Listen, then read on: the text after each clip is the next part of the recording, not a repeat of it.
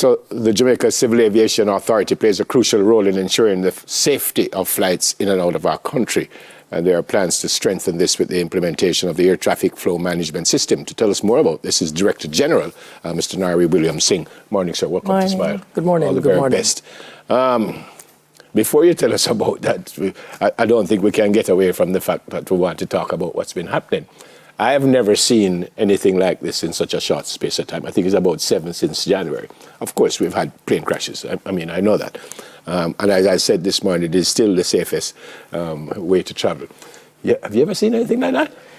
It certainly is a concern for us. You know, as an aviation professional for over 40 years, this is not something I've seen, you know, this cluster of these type of events. So we really have to look at, you know, what has contributed to each of them. We need to look and see, is there a common thread, you know, that would have contributed to all of them. But it is of some concern, definitely. And, you know, that's why aviation is an ecosystem, and it's really made up of a number of moving parts. And there are a lot of things at play to ensure the safety and security of the air transport industry. You know, you start with a regulatory framework, standards that you need to meet, regulations that emanate from that, compliance with those regulations. People, that's a significant component of the safety factor in aviation. Facilities, equipment, you know, things like that have to be in place. And to ensure people are adequately trained, and also oversight to ensure compliance. And so.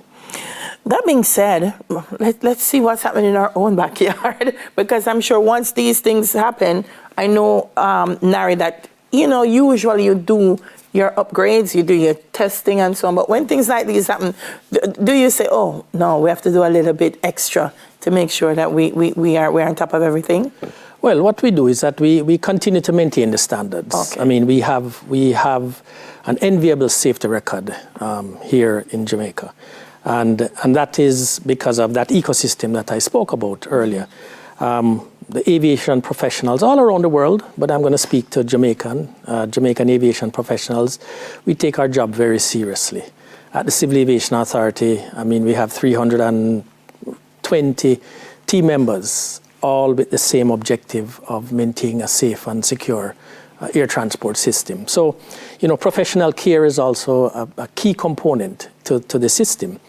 But yes, we do look at our system. We, you know, ensure that, again, adequate training, equipment, the facilities, number of personnel, you know, and there are challenges. I'm not going to say that everything is you know, honky-dory, as they say, but we put things in place to meet those challenges, and so. Yeah, going back to the incidents that I understand, and we've seen it, I don't want to say many times, but we've seen a plane might be landing, slides off the runway or something like that. But the mid-air crash, I don't think I've seen, especially that one with the Army helicopter. That one was very strange. So, and they had another mid-air one yesterday. Correct. Thank goodness there was one plane that they said landed uneventfully, is the word that they used. Right. Correct. Isn't that a surprise also? Again, there are things in place to prevent such occurrences. But it's very early in the investigation to determine exactly what happened. As investigators, we don't want to speculate. You want to look at all the facts and look, you know, but it is an unusual occurrence for mid-air collisions. It has happened, but it's not, you know, it's an unusual occurrence. Yeah, Dalian kind of mentioned it before, that what you guys do, and I noticed in the Ministry of Tourism, they're doing really, really good to get flights in from different areas. But that must also be a concern, because now we have more flights coming in daily, more flights taking off daily. That must be a concern for your group also. Well, I wouldn't necessarily use the word concern. It's good. I mean, it's good to see the growth of the industry. And what it does is that we have to ensure that we can manage this increase in traffic that we are seeing. We have seen it. I mean, you know, take the COVID years out of it, but we have seen a steady growth of passenger movement, and we are seeing the projections. So we have to put things in place, and are putting things in place to deal with it.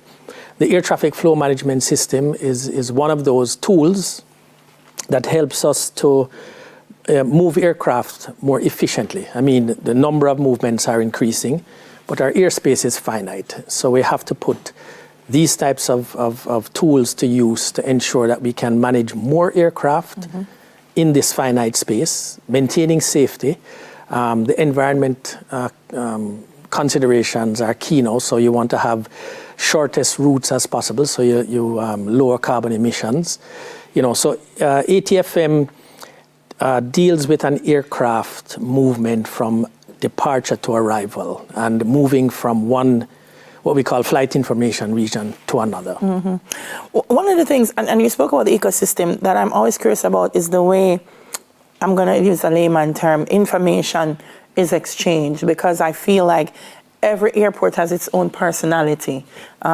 If you're landing in St. Vincent, for example, you better know what you're doing, because it's the sea or the mountain, and we've seen a number of crashes coming there. How do you, when new aircraft are coming out, with every aircraft, ensure that they understand that when you're landing at Norman Manley or Montego Bay, the wind is going to take you in a particular way? This is what the approach has to be. How do we share that kind of information? Right. So we have publications, aeronautical information publications, that has this type of information for all airports. So when a pilot is going to be, conducting a flight, there's a whole array of preparatory activities that have to be done, looking at weather, looking at the airports. If there's any challenges, we issue what's called a notice to airmen, a NOTAM, to say, maybe a particular piece of equipment is out or there's construction going on, these kinds of things. So there's a lot of preparation before that flight takes off. Going into some airports, there are some unique challenges, and so it may require additional training for the pilots. So you talk about the small islands.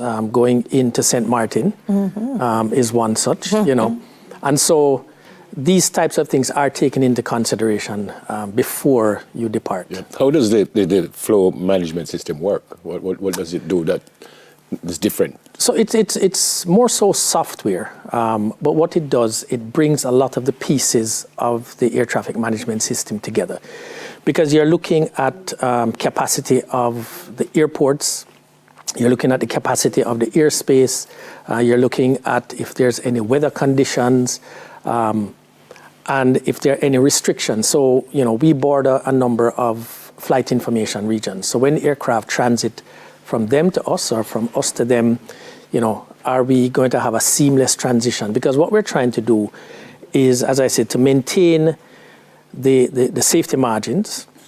We're seeing more aircraft. We have to facilitate them in our airspace.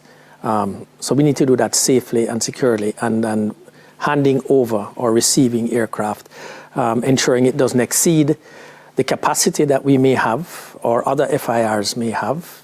So it really brings a lot of different pieces of the system together. Yeah, you've been going through a modernization program, and I realize as best as we can, we keep updating the equipment and the way we do things. How has that been progressing? That has been progressing well. We would have gone into new towers, we would have upgraded our air navigation infrastructure, communication infrastructure, but we don't stop there. We look at what are the next steps.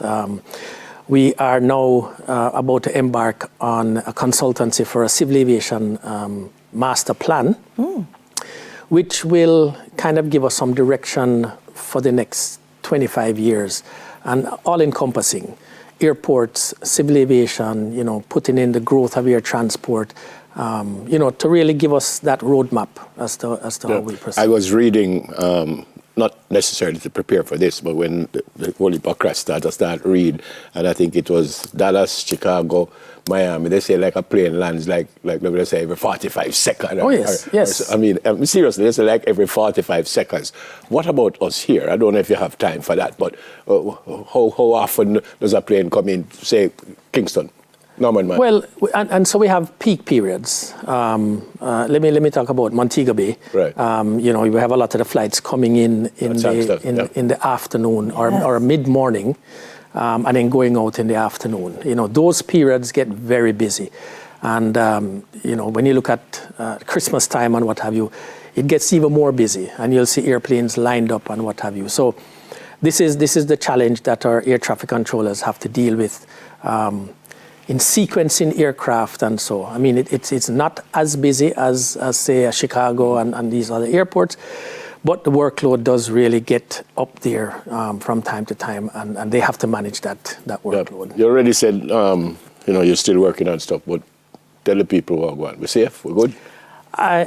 Yes, we are safe. You mentioned it at the top of the interview. It is still the safest mode of transportation. The issue is that when we do have an incident or an accident, you know, there's probably a large number of mass casualties and so there's that shock factor.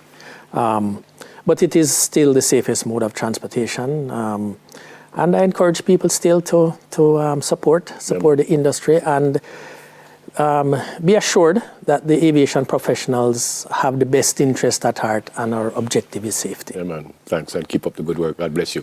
Thank you very much. mentioned one of the airports. Simon and I, we were going to Honduras. Can't remember if it was either Tegucigalpa, which is the capital, or San Pedro Sula. And we were sitting beside this lady, and she said, when, you know, the pilot says, you know, starting our descent, the lady said, "Have you ever landed at this airport?" So Simon said, "No." She says, "It's interesting."